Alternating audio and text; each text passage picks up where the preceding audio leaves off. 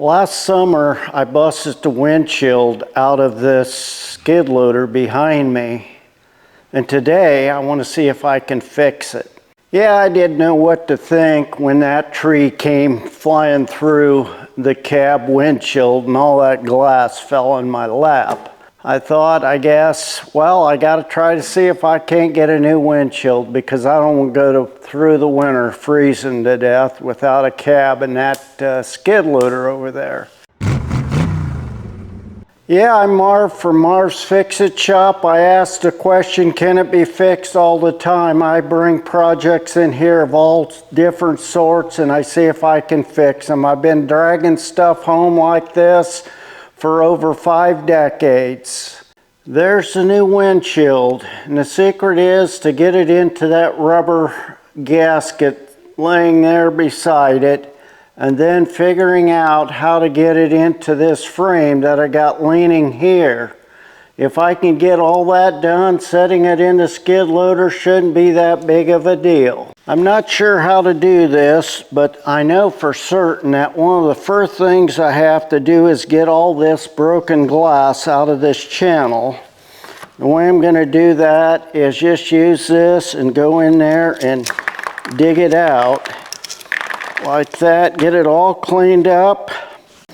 I've never done this before, but my experience with glass is if there's any kind of edge or sharp edge in where it hits the edge of the glass itself, that will take and crack and shatter the whole thing. So I think it's really important that this channel be completely cleaned out, not even a smidget of glass left in there.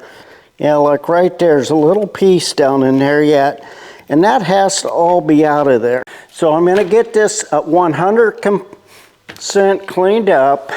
But before that, this piece right here is designed to pull out if for some reason you'd get trapped in a cab and you'd have to kick the windshield out. You're supposed to be able to pull this out. My guess is this needs to come out before I put the windshield in, so I'm pulling it out of there because that would make it too tight, and then that would be stuffed in after everything's in place. I could be wrong, I don't know. Well, let me get this finished, cleaned up, and we'll get back over here and size up the glass itself. I have the rubber cleaned up. I need to clean the glass off of here, and we're going to get it on. We're going to put the rubber on the glass first. There's that pile of glass that came out of the channel of the rubber here. I've never really done anything like this before. Didn't find a whole lot of information. A little, but not much. So I'm just going to use good old common sense on how to put this together. I can see right now this needs to be turned 1/2 a turn like this, because this is the bottom. Common sense tells me that you'd want the seam at the bottom in case water would get in, it could run out and come out. So what's the first step?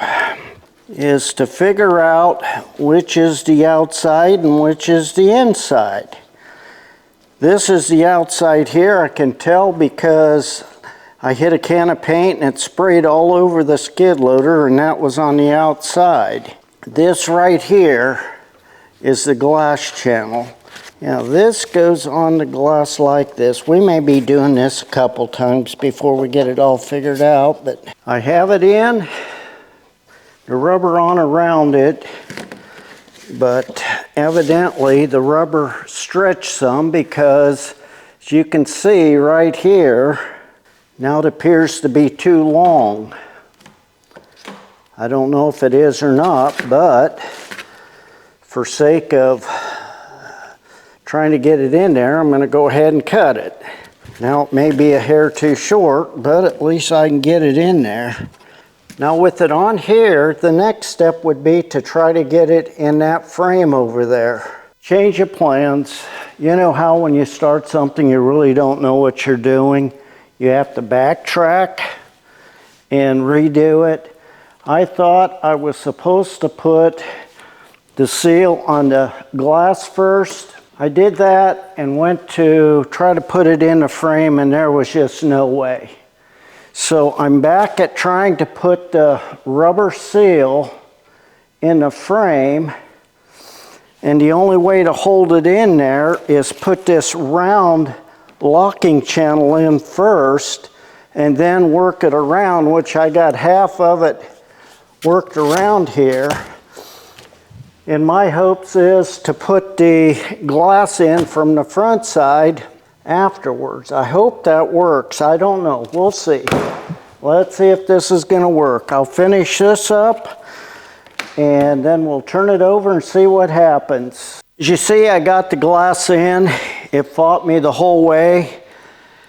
I started out wrong, which I showed you that. Once I got the seal in and that round locking part in, I was able to work this glass in around this edge.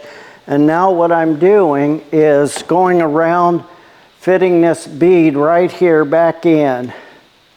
But you can see it.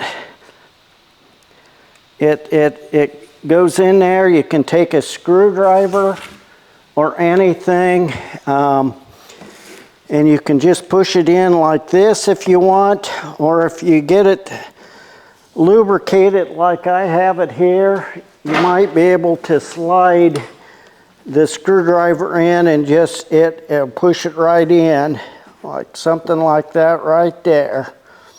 Pushes it right in and just makes it a lot easier. Oh, if I'd have only known the process when I started this, I would have saved myself a lot of aggravation, but I didn't. It took me a lot longer than it should have. Once I get this bead pushed in there the way I want it, I want to go at it and get my windshield wiper put on. And then I've got the cab glass to put back in, but this is the project I was working on for today, just to get this glass in, and you know what?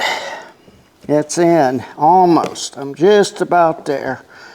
Now what I'm going to do is just bump it a little bit with my rubber hammer to make sure it's seated in real good all the way around.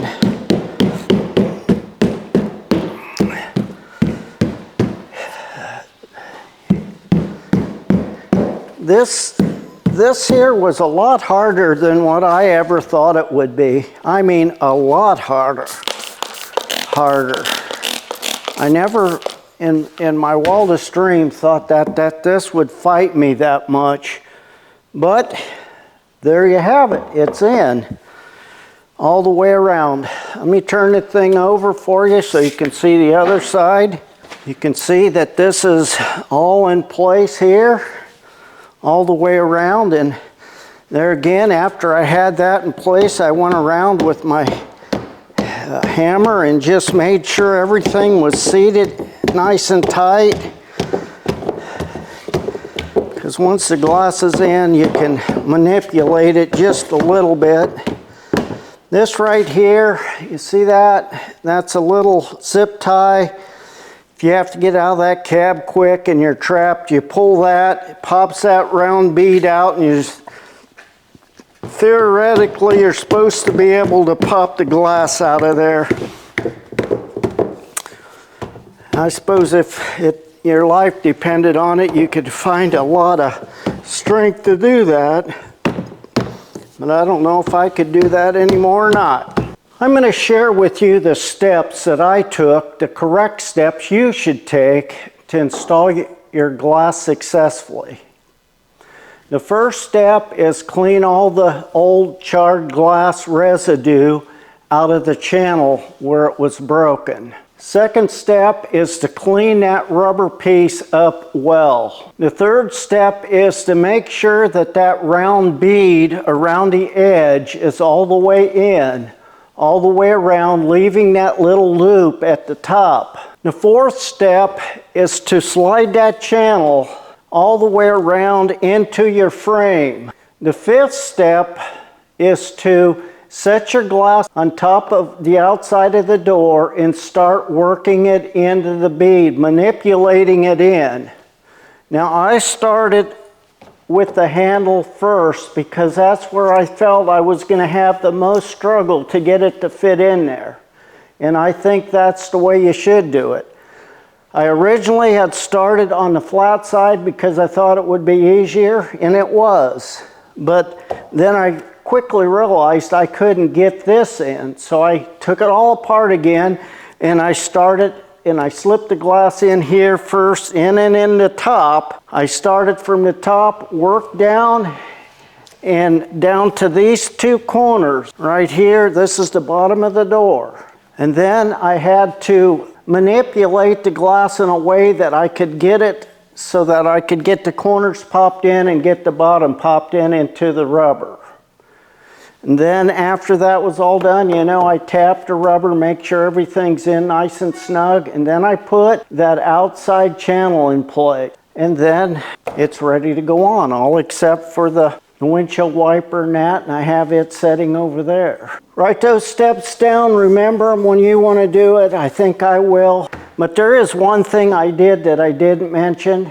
Before I even put any rubber in, I laid the glass on top of this frame to make sure that my frame hadn't been bent or out of square out. I wanted to make sure the glass that I bought was close so that if it was in the right position, it would pop in. Because I thought maybe I had bent my frame when I knocked the glass out. Well, when I laid the glass up there, it looked like it would fit perfectly if I had everything in place, and it did. I wouldn't say perfectly, but it's close enough. There's nothing gonna pop that out real quick. It's tinted. I got this piece of glass off of Amazon. Cost me a little, was less than $160, I believe it was. I'd have to look it up again. I'll try to remember to put a link for the glass in the description so you know which one I used on this S185 Bobcat. I'm hoping that my mistakes and my successes will help someone in the future in installing this. If you have any comments or anything that you would like to share in what I've done here, I appreciate them. If you like my channel where I grab stuff and I just see if I can fix it, it might be a boat motor, it might be a lawnmower, it might be a broken bird feeder, who knows? But anything that's junk and broken, I try to fix. I've been like that a long time. If you like those types of videos where it's the process of fixing and not necessarily what you fix, the challenge of it, then subscribe to my channel because that's what I'm about. If you like videos where I do my fixing and that, you want to watch some more, grab one of these up here. Can it be fixed? Sure it can. Can you fix it? You're darn right you can fix it. Until the next one.